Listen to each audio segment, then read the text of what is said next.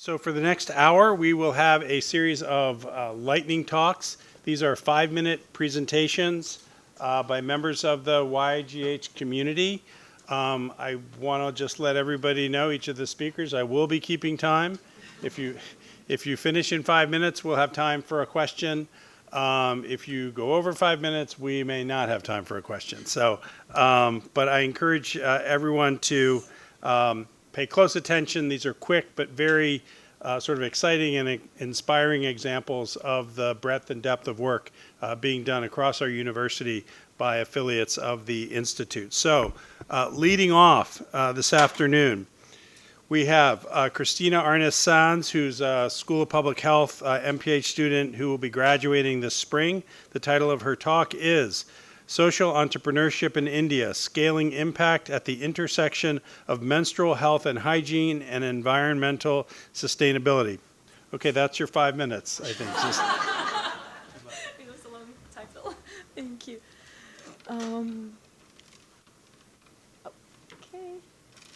Hello, everyone. My name is Christina Arnes-Sanz. As Michael introduced me, thank you so much to the Yale Institute for Global Health for giving me the opportunity to share with you today my exciting project in India.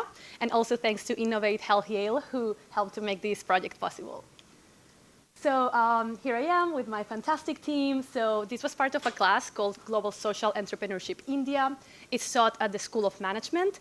And this class pairs teams of Yale students with social enterprises based in India who want to tackle some scaling up issue. And there's this collaboration throughout the second part of the fall term and the first part of the spring term to indeed have this engagement. I was very fortunate to be partnered with PadCare Labs. PadCare is a social enterprise that developed the world's first technology to recycle used menstrual pads, and they transform them into different products. Actually, I have them in my backpack. I forgot to take them, but I will be wasting time. Can I run? I'll run. I just want to show you here. So PadCare, what they do is that they tackle all the steps of the menstrual health and hygiene cycle to really improve women's health, so all the way from access to safe disposal and recycling of pads.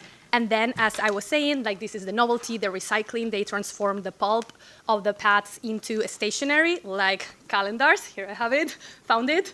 So this used to be a used pad, as well as different notepads.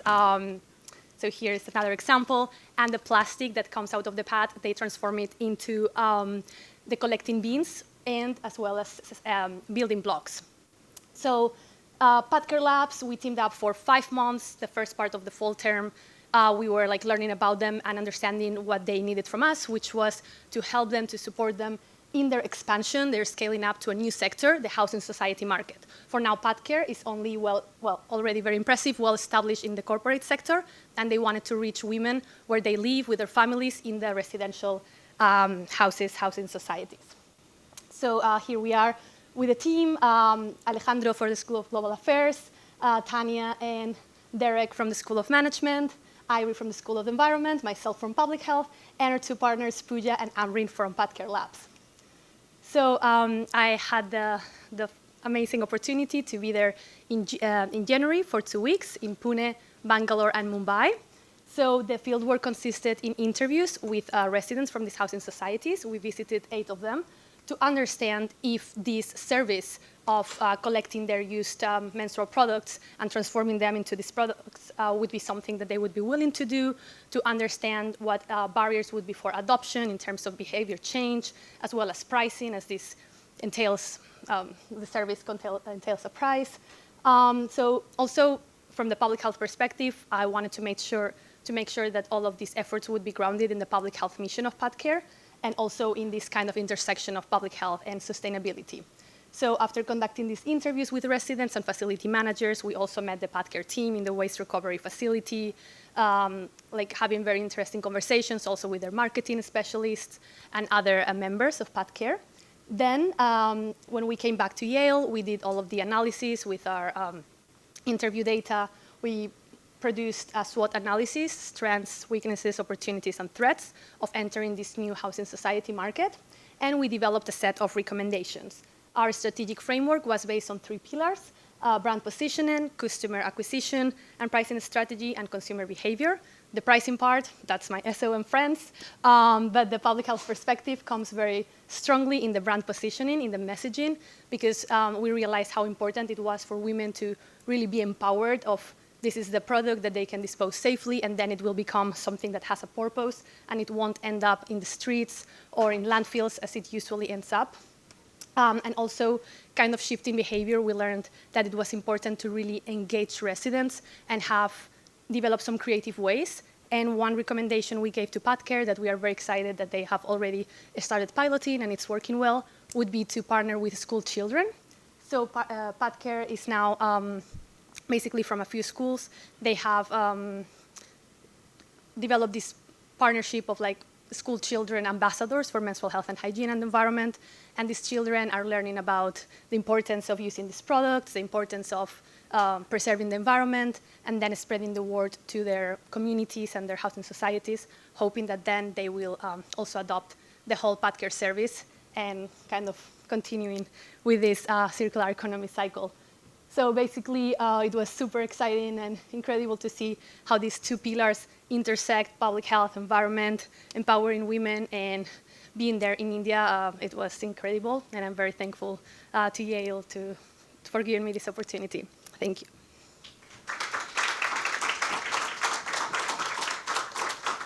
We have time for questions.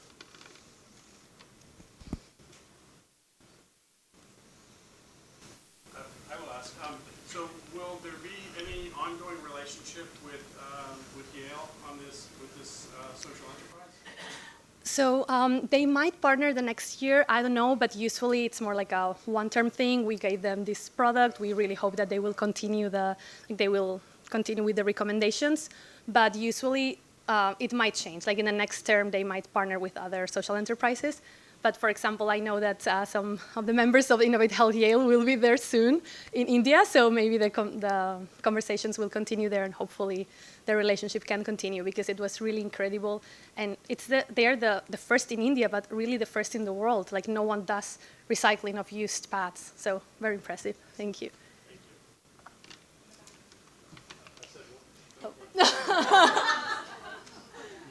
You got to move more quickly than that. Okay, next up we have Lei Chen, Professor of Pediatrics and Emergency Medicine. The title of his talk is Feast or Famine: Point of Care Ultrasound as an Educational and Clinical Tool in Rwanda. So start prepping your questions now.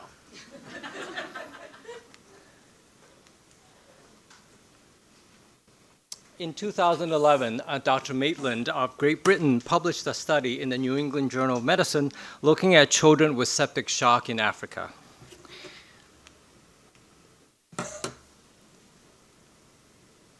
She compared the standard therapy, which is maintenance fluids with IV antibiotics, with the bolus therapy, which is what we do in the West. Surprisingly, the children who got bolus therapy died much more often than the children receiving standardized therapy. In 2011, I was a young faculty at Yale. I had the good fortune of having mentors who were using something called point-of-care ultrasound in a clinical care as well as education. Being somewhat naive, I emailed Dr. Maitland. I said, Dr. Maitland, why do these kids die? Do they have cerebral malaria? They just got cerebral edema from the bolus therapy? She was very kind. She saw the yale.edu address and emailed me back. She said, in short, read my next paper. And I did. And the next paper was published in BMC, basically said, children do not die from cerebral malaria. Children died from cardiovascular collapse. I was still young and naive. I emailed her again. I said, Dr. Maitland, what is cardiovascular collapse? And I said, I've been learning about this new technology. This is a thing called point-of-care ultrasound. And Dr. Chris Moore, out of the closet of the emergency department, gave me this thing called Sonocyte 180. It's the first truly portable ultrasound, built in 1999. Dr. Maitland very kindly emailed me back and said, You know, point-of-care ultrasound is a brand new technology, unproven, requires maintenance, education, and I don't think you know what you're doing. And I didn't. But fast forward to 2020, in January, to make a long story short, thanks Mike, we started a prospective study looking at children in Rwanda which is an East African country, who presented with shock to a tertiary care emergency department. We had to stop our enrollment in April 2020 because the world came to a standstill. We were able to only enroll 25 children who came in with shock. I wanted to ask this question, is our data flawed, meaning that is bolus therapy inherently the wrong thing to do, or is something different about African children, which is the other hypothesis?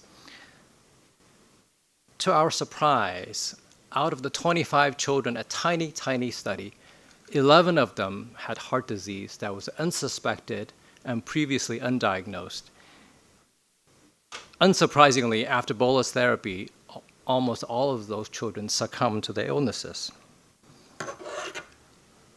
So since 2022, I've been a faculty at a university in northwest Rwanda called University for Global Health Equity. This is the view of the campus. You can see the mountains that borders. UGHE was started by a nonprofit based in the United States at the border of Rwanda, Uganda, and the DRC. It's a university with the goal of a word that we talked a lot about today, of global health equity. And I'm glad to say that we were able to incorporate point-of-care ultrasound as a standard curriculum for the medical student and the house staff. And as a way of introduction, they have very little access to anatomy in the form of cadaver teaching. They have a touch table, but ironically it says do not touch. So we incorporate anatomy in the first year of their preclinical years with human subjects. Here's a Yale undergrad who happens to be related to me, teaching the trainer on the basic use of point-of-care ultrasound. So in conclusion, I think my conclusion based on my experience teaching and working clinically in Rwanda is that the pathologies are different and wide, and we have much to learn. And I thank you for the time that you had. I think I'm within the time constraints, and thank you.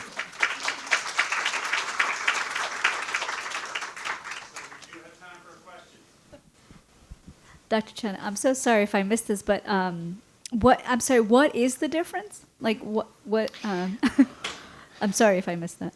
I think the main difference is that there are many underlying health conditions that do not come to clinical care until the very last stages of illness. We saw many congenital heart diseases that you would be surprised to have been missed. A lot of rheumatic heart diseases, a lot of TB, pericardial effusion, things that we don't think about very often in the United States because they either are diagnosed or treated sometimes in utero, as we know, usually very early in their childhood rather than presenting at the end stages, which is what we see in the emergency departments in a tertiary care hospital in Kigali.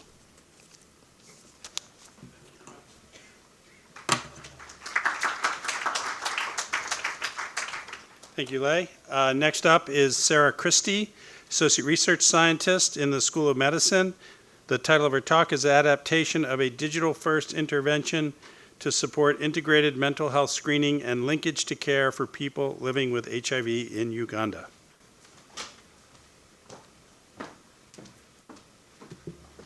Great.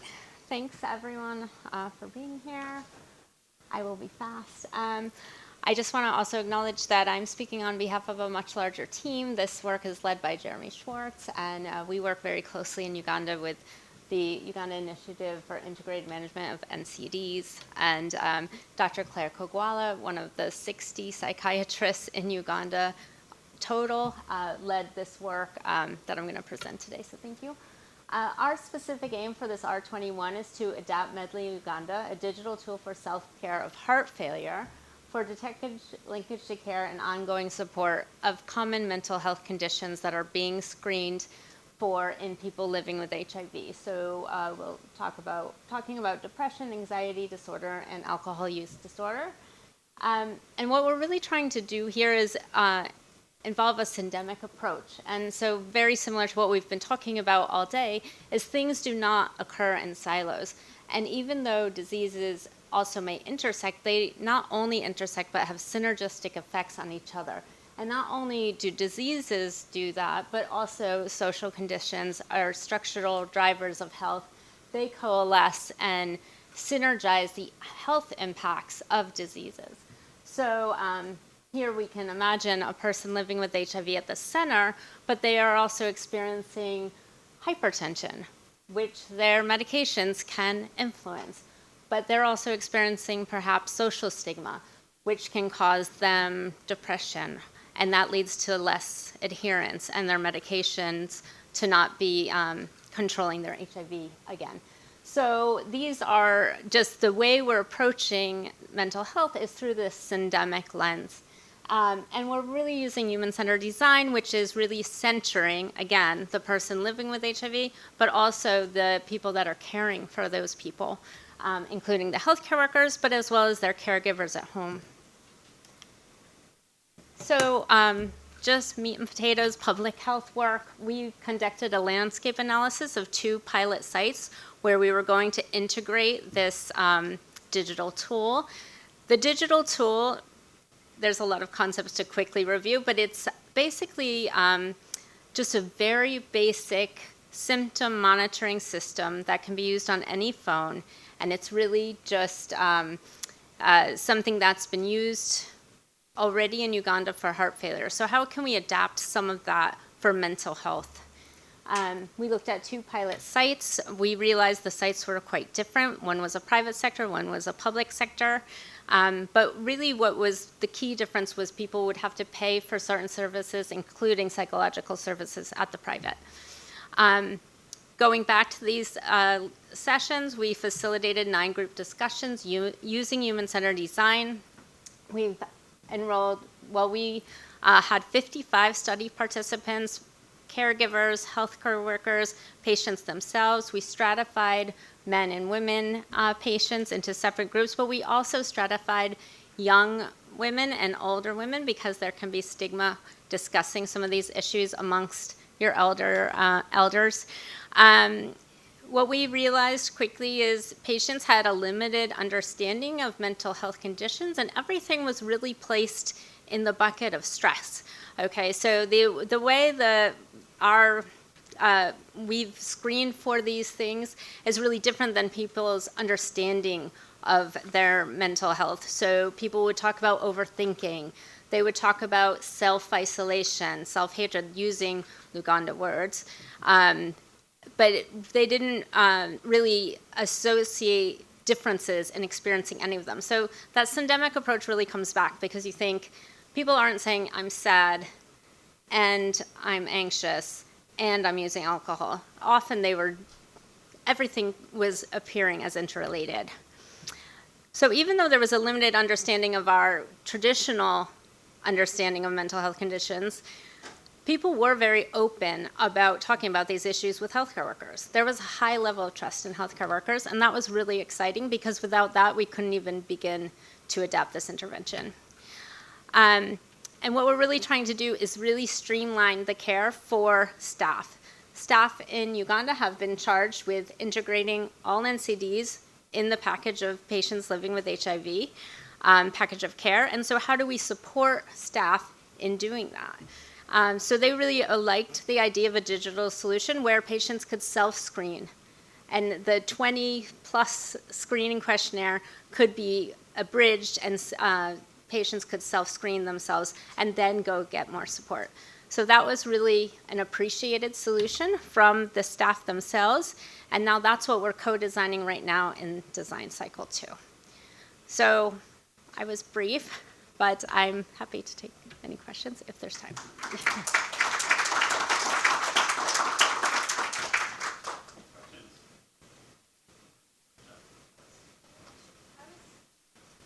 I can project too. that's fine. I was wondering if there's like follow-up care available through the digital intervention, or how that works if someone has a positive screen. Yeah, so we're really early in the development of that, but exactly as you're saying, the options for treatment and counseling are limited, but that would be the idea. This is really just the first pass at screening, and then we would try to leverage each stage of this cascade to see where we could add resources. But the screening is the first gateway to care, but yes, the resources are pretty limited, but group counseling, there are psychotropic medications, and one-on-one counseling is available. The medications are the least available, and very highly specialized psychiatrists are also lacking. So really looking to work within the staffing at the facilities.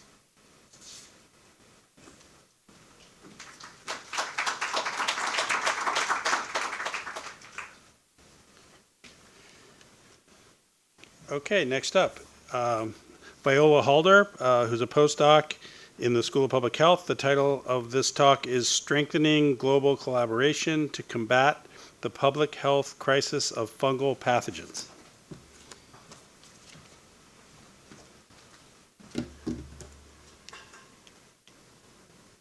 So hi, my name is Viola Halder. As introduced, I'm a postdoc associate in Dr. Jeffrey Townsend's lab in the School of Public Health and in biostats. And as stated, I'm here to talk about strengthening the global collaboration of to combat the public health crisis in fungal pathogens. As we've kind of noticed in the last little bit, that there have been an uptick in fungal infections and fungal deaths occurring globally. This can actually be present and seen in the news currently with the health crisis and the fungal outbreaks that you're seeing in this country right now in long-term healthcare facilities and in hospitals, with Candida auris being a very bad antifungal resistant fungal pathogen that's affecting humans right now. But it's not just restricted to human pathogens. We also have agricultural fungal pathogens, as well as pathogens that infect our everyday food. So we are having a global crisis, and it's kind of a One Health perspective. It's not just affecting humans, it's affecting our agriculture, it's affecting our food, it's affecting everything. So what our goal is in the Townsend lab is to become a global hub for fungal pathogenesis in terms of collaboration. We want to be able to fight against this fungal disease health crisis by making sure that there is a place that everybody can come to and discuss all of these issues that we're having, and have kind of a way to develop newer bioinformatic tools and techniques, and even create new and better high throughput experimental pipelines and strategies. In our lab, we actually have these milestones that we use, and our milestones are laid out as literal milestones. They're geographical rather than temporal. And we started growing the global hub right here at Yale. We work with the Yale Center for Molecular Discovery by developing our high throughput pipelines and strategies with them, and trying to discover novel antifungal drugs and determine how these potential drugs can affect disease control and disease curing opportunities, and have new strategies for that. We also work with the Yale Center for Genome Analysis in developing these new bioinformatic tools for bulk data analysis. We can get these bulk data from our different collaborators from across the world, and create these pipelines so everything is kind of done in a more efficient and more consistent manner within our like field of research. Within Yale, we also work with Dr. Sukanya. Her last name starts with the letter N, and Narasama, thank you. I just don't want to mess up the pronunciation, but with her lab, we have actually done collaborations in terms of insect fungal pathogens, so fungal pathogens that affect insects. So as I said, we're not just restricting ourselves with human pathogens, but all types of pathogens. So that's what we do here within Yale. Within Connecticut, we work with the Connecticut Agricultural Experimental Station, the CAES, trying to figure out the fungal pathogen that infects white pine needle trees and how that pathogen works and what we can do in order to target it so that we don't have these diseases in our agriculture as well.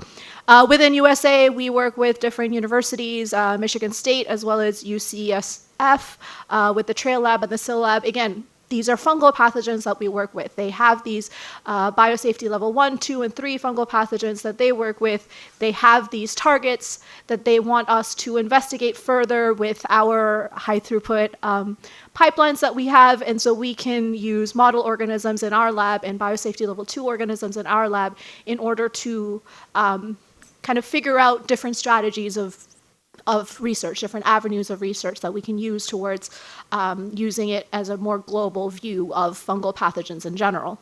And internationally, we also have work that we do with South America, Asia, Europe, Middle East, with different researchers, again, in a variety of different fungal pathogens. And one such example is the Goldman Lab in Mexico. They work with Aspergillus fumigatus, as well as some of the other Aspergillus nigricans as well. So the idea between our collaborations in our labs is to work with labs where they have their own expertise that they can contribute to the research, and then we can come in from the Townsend Lab and contribute our expertise and complement each other's work. So together, let's say with the Goldman Lab, they are experts at fungal molecular genetics in pathogenic Aspergillus, but we are the experts at omics and big data analysis. So we can bring these two together and hopefully create a better environment for collaboration and getting our information and message across in terms of trying to fight these fungal pathogen crisis that we're currently living in. So thank you. Anyone have a question?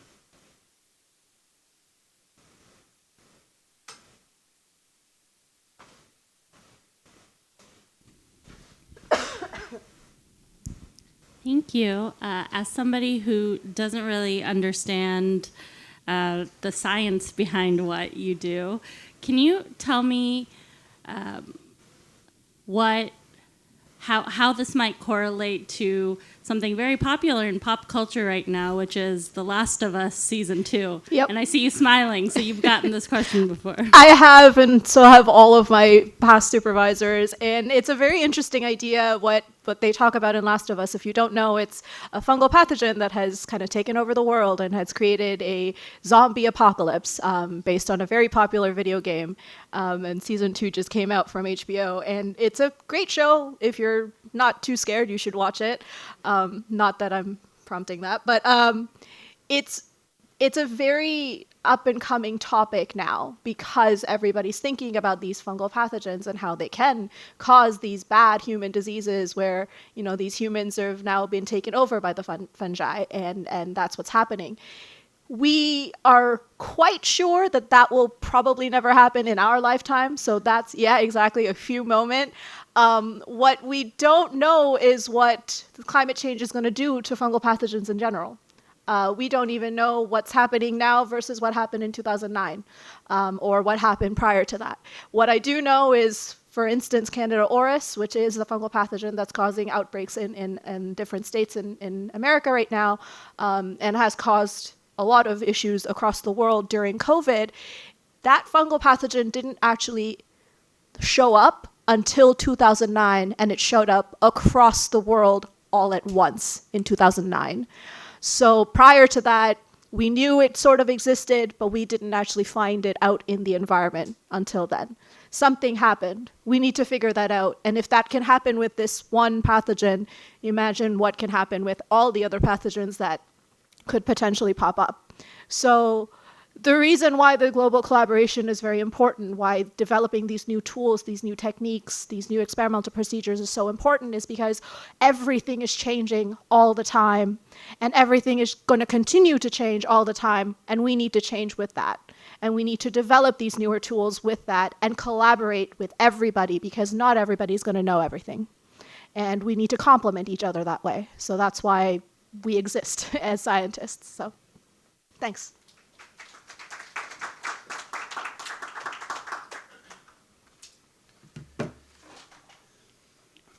Okay, so on that cheerful note, next up is Raul Hernandez Ramirez, research scientist in biostatistics, the Center for Methods in Implementation and Prevention Science here at the School of Public Health. This talk is entitled Determinants of Follow-Up Care for Positive Cervical Cancer Screening Results in Mexico City Clinics.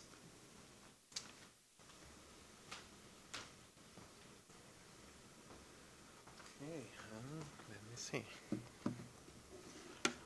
What's this?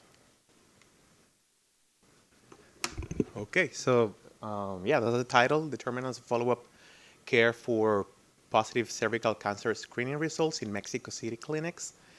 Raul Ulises Fernandez Ramirez, and I'm a research scientist in biostatistics in the Center for Methods in Implementation and Prevention Science.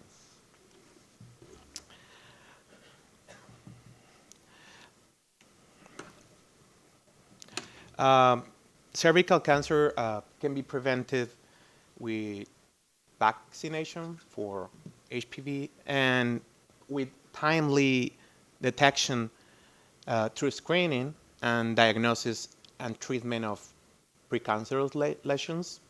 So if it's caught early, it can be highly preventable. Despite that being almost or completely preventable, is one of the leading causes of death in women in many countries in the world, especially talking about middle income and low income countries or low middle developed countries. Cervical cancer rates have decreased dramatically in more developed countries with cervical cancer screening and programs that have been implemented in those countries. In other contexts, the impact of the programs or the screening has been limited because either the screening coverage is suboptimal or because there is a lack of or failure to follow up after screening once someone has been detected with a positive cervical cancer screen. If there is no follow-up care, that impacts the impact of the program. In Mexico, follow-up care for cervical cancer, follow-up care for positive screening results is suboptimal, and it remains as the second top cause of death by cancer in women. So the overall goal of our project is to identify the determinants of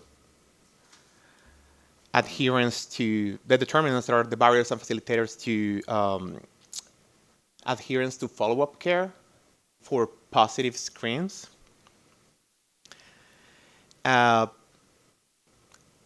then identify implementation strategies and interventions that can address those determinants and improve follow-up care in Mexico City clinics.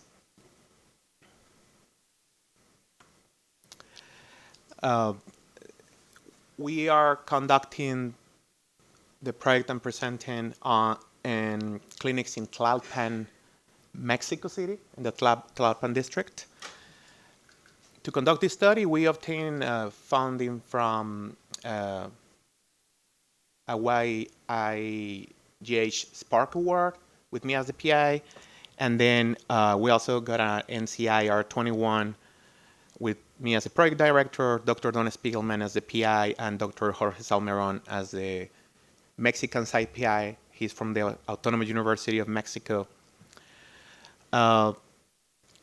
We analyzed data from previous screening studies that were conducted in the same setting, and also we collected new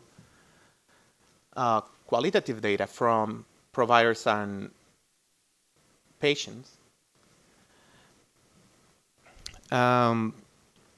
We have found many interesting results, some of which have been published and others are preliminary of the ones I'm presenting here.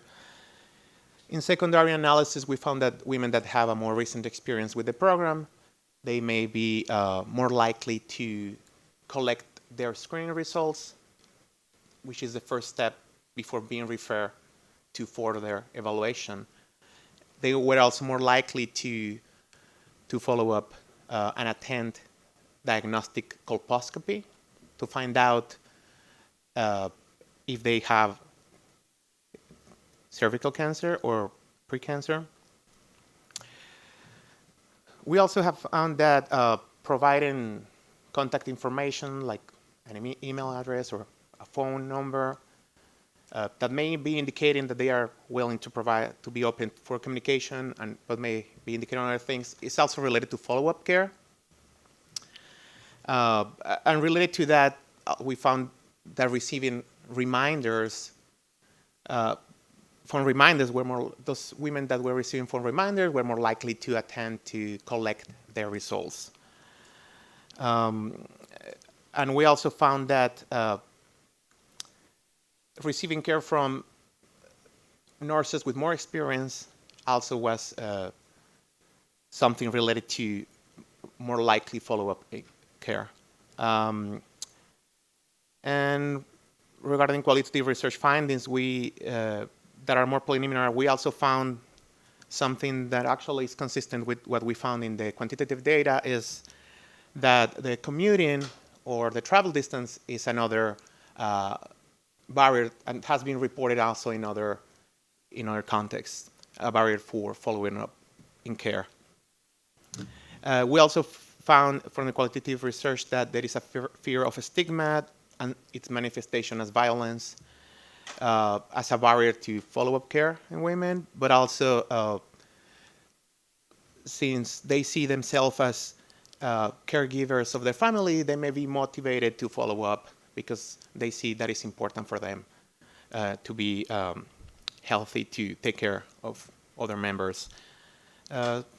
So we are finalizing some analysis, qualitative analysis, and also trying to match what we have found here in terms of what are the factors or reasons or determinants that are related to follow-up care, to try to identify what are the possible interventions for patients or for the system or for providers that can help improve the follow-up care. And we'll try to deliver an intervention with some of those components and tested in a future trial. And that's it. Any questions? Thank you. So we did run quite over. A very quick question if anyone has one. Once. Sorry. Yeah.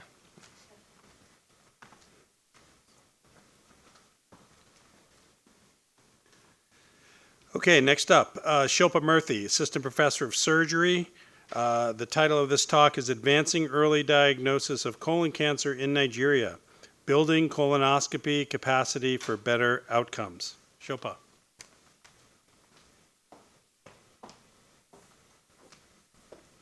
Hi, thanks so much for giving me the opportunity to talk about some of the work I've been doing over the past couple of years.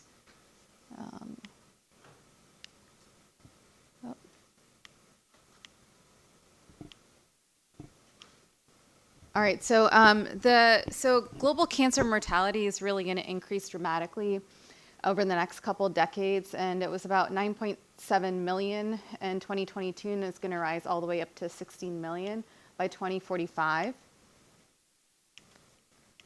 This is not really, oh, this is going, sorry. So cancer incidence and mortality is also going to rise quite dramatically, and it's the second leading cause of cancer-related death globally as well. And in order to really tackle this burden, there's really two ways that WHO is promoted and what we do in high-income countries as well as low and middle-income countries. So there's screening, and then there's early diagnosis. So in very resource-rich areas like our own country, we screen, and that's really screening asymptomatic average risk population, and there's all kinds of modalities that we can do currently, and it's even evolving currently now with different ctDNA and blood tests. So we have traditionally colonoscopy, which is still the gold standard, FIT testing and FIT DNA, which is Cologuard. You've probably seen a lot of those commercials on TV, and new blood tests that have recently come out, ctDNA, that are quite expensive. But in resource-poor areas, but also in places like England, they actually have both screening and early diagnosis.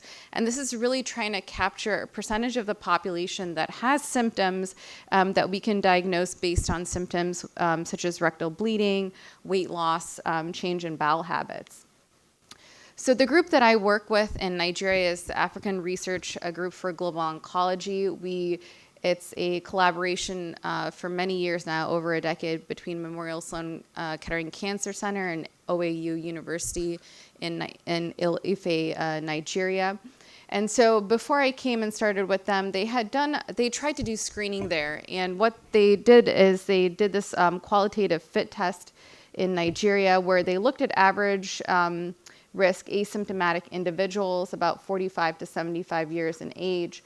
And what I really want to show from this diagram is that they had about over 2,000 people that they enrolled, but they only found about 3 colorectal cancers from all the people that they ended up screening.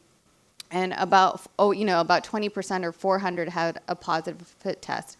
And this is a qualitative type of FIT, so it's not exactly what we use, so it's not as sensitive or specific as a quantitative FIT or Cologuard that we use here. But they don't have the resources in terms of the technology to do the type of FIT testing that we do here in the States.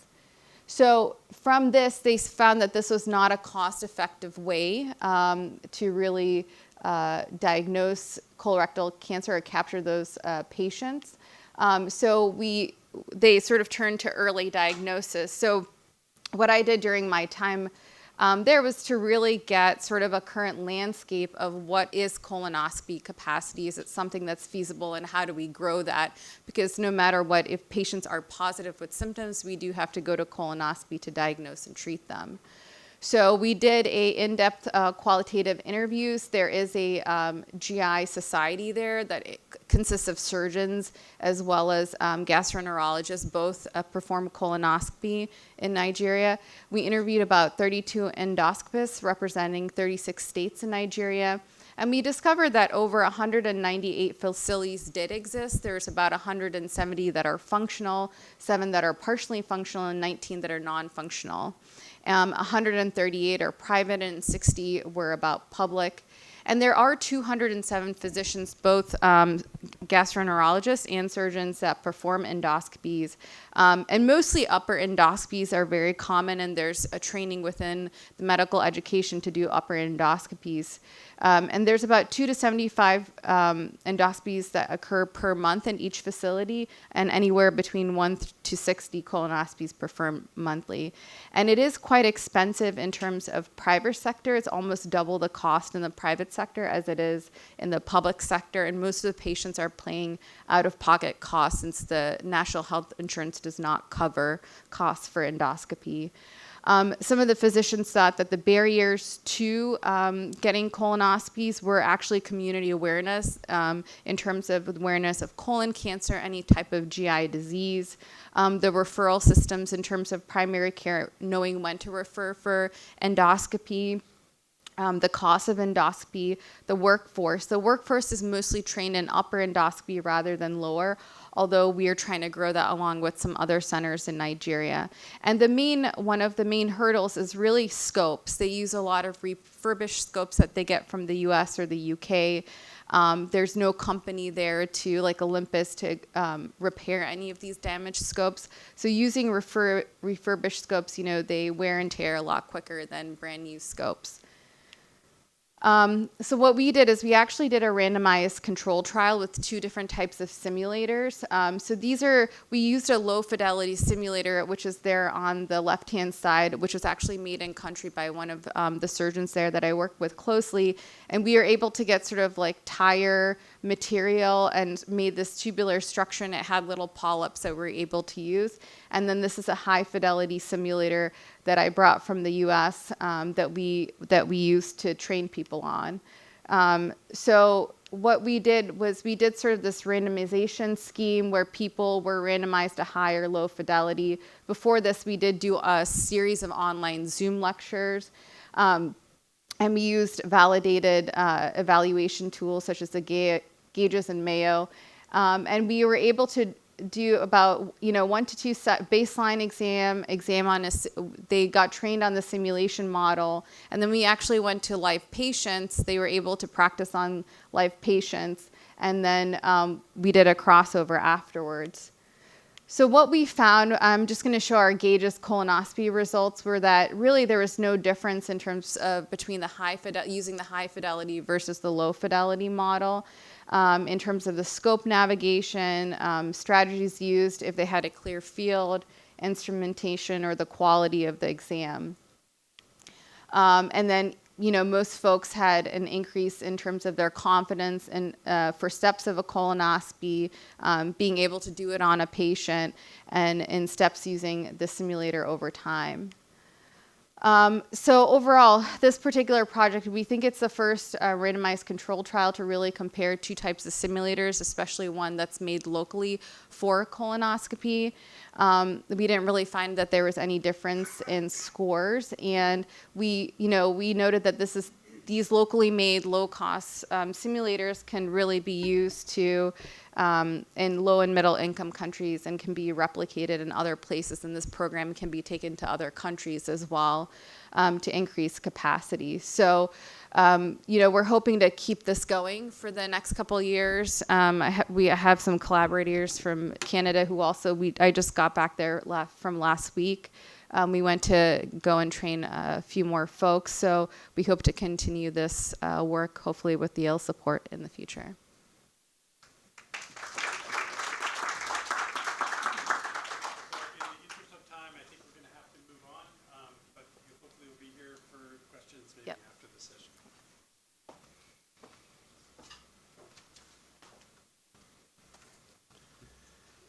Next up, we have Steve Schiff, who's the Cushing Professor of Neurosurgery and Vice Chair for Global Health in the Department of Neurosurgery. He's also a professor in the EMD department here in the School of Public Health. And the title of his talk is Preconception and Prenatal Environment on Growth Faltering Among Children in Uganda.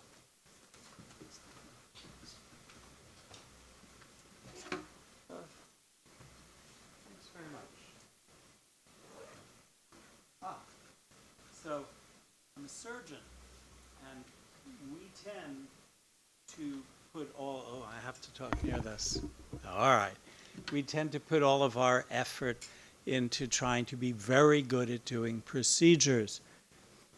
This is unfortunately a not very uncommon image of a patient with hydrocephalus, an infant in eastern Uganda. Malnutrition in a surgical patient like this means that no matter how good a surgeon you are, the chance of a good outcome from your highly skilled surgery is extremely small. If you have a neurological injury, if you weren't malnourished before, the chance of you feeding well after you acquire that condition is low. So it's impossible to focus on surgical quality, as we've known for over a century, without paying attention to the nutritional status of our patients. The estimates are weak, but a conservative figure is that we're losing about 2 million children a year dying from conditions related to severe malnutrition, whether it's stunting or wasting. This is a Yale research site in eastern Uganda. It's the Nalufenya Children's Hospital. And this is the best malnutrition unit I've ever seen in my life. It's a bit heartbreaking to visit the team led by Dr. Harriet Nambuya, which, if I could figure out how to make my cursor, is right there. The team is really spectacular, and she's a great leader to deal with these patients. In 2003, the Gates Foundation produced not one, not two, but 3 largely overlapping papers, all in Nature, from analyzing other people's data. But what they demonstrated is the finding that if you look at the evolution of stunting, stunting in height is the most common physical manifestation in young children over the first 1,000 days or the first 5 years of life, that they've been seriously malnourished. And I didn't want to go forward. But, so these rates in low and middle income countries often hit 30% or more. The highest incidence of new stunting is at birth. So the purpose of this talk is there must be something that happens before birth related to that. So about 2 weeks ago, we published this work. It's in JAMA Network Open.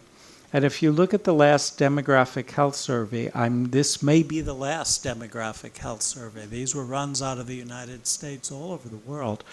And if you look at children in Uganda, this is cross-sectional over the first 5 years, you can just see the median height drop over that first 1,000 days as they develop an average of 30% stunting, but well into the 40 percentile in certain regions.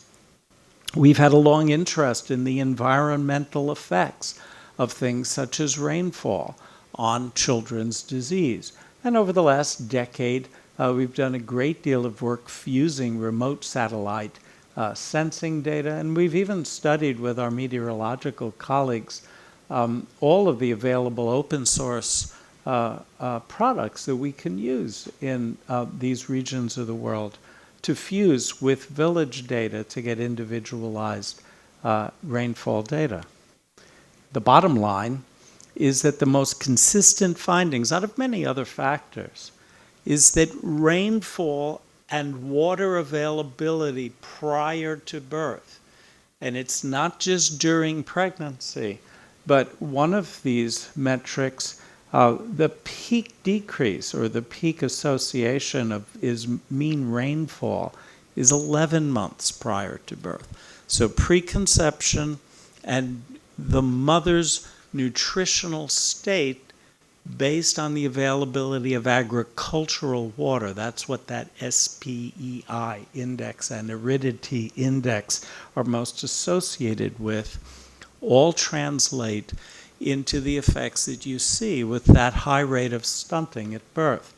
One last thing to think about. First, height. If you look at your parents, height is heavily hereditable.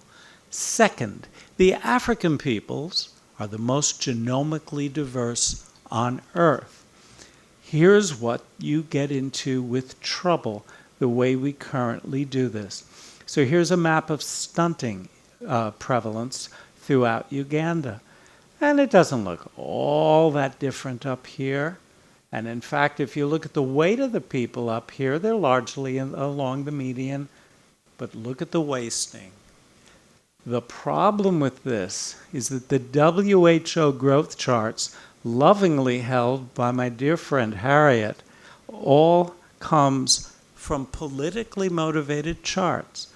All of the African data came from one wealthy neighborhood in the capital city of Ghana. It has nothing to do with most of the African peoples. And of course, they diluted this with one wealthy neighborhood from each continent. If you look at the genomics of 1,000 African children that we recently do, even the simplest method of looking at the difference in their genomes or their admixture from their ancestry rapidly drops out that the northern peoples are different from the southern peoples.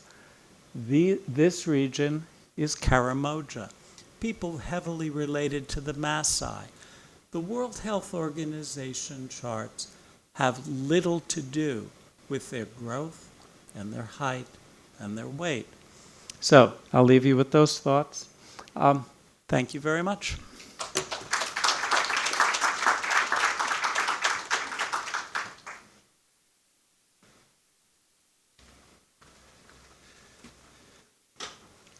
Okay, so our last lightning talk will be from Vivian Wambugu, postgraduate associate in the School of Medicine. The title of the talk is From Facts to Funding, Using Research to Advocate for Global Health.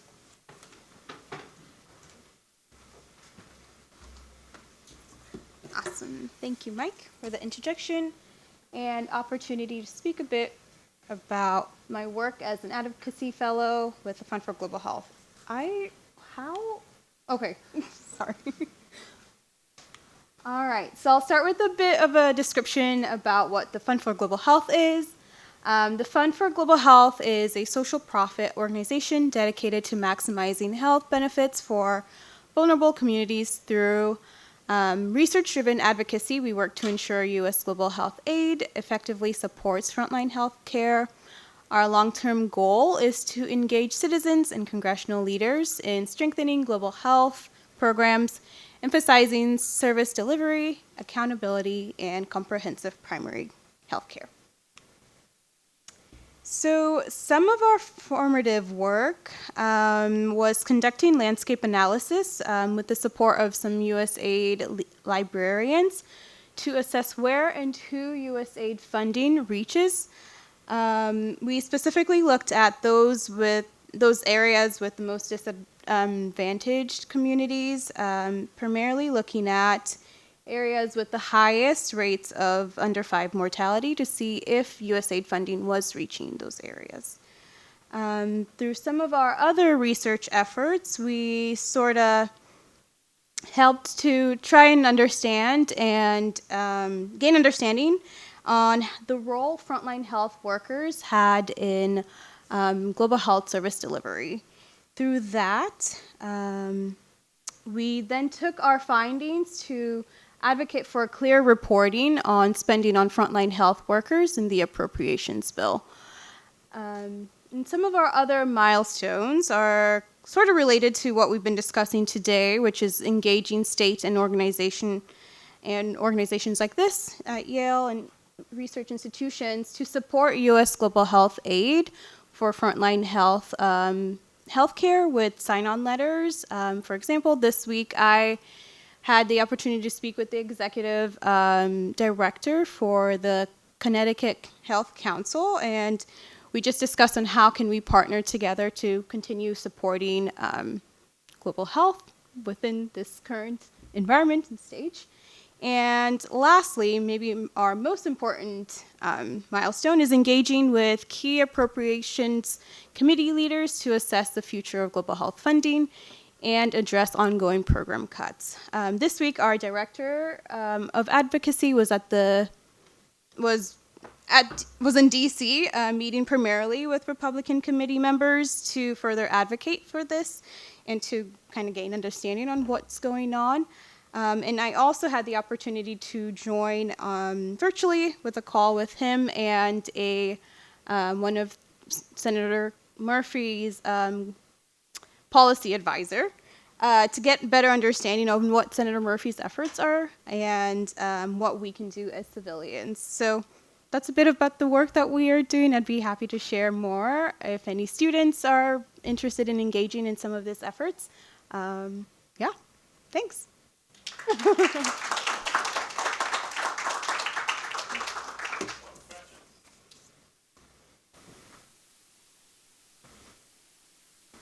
Awesome. Sorry. Sure. Vivian, did you find that the USAID funding was reaching where it should be in your landscape analysis? Sorry. Vivian, did you find that USAID funding was reaching where it should be in your landscape analysis? We did not. So it was actually really, really hard to find reports on what USAID was doing. Some of the work we were trying to see was like, let's say if we picked an area, one of the areas that I was looking at was Sudan, which they typically, it's reports that they get a lot of USAID funding, but we couldn't find recent reports on where their funding was going. So, yeah.